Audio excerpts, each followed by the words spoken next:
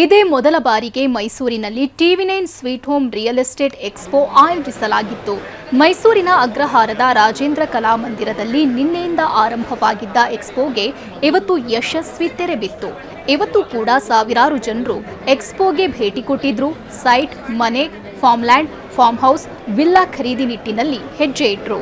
ಎಕ್ಸ್ಪೋದಲ್ಲಿ lucky draw ಕೂಡ ನಡೆಯಿತು.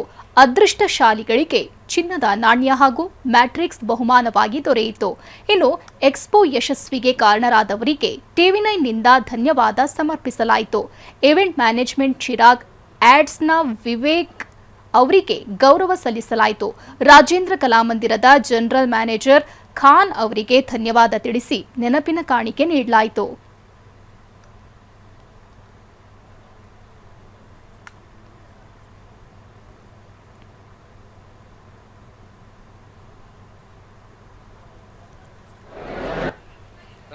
ಇದು ರಿಜೆಕ್ಟೆಡ್,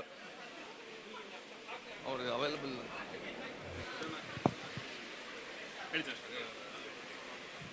ರಂಗಸ್ವಾಮಿ ಈ ಒಂದು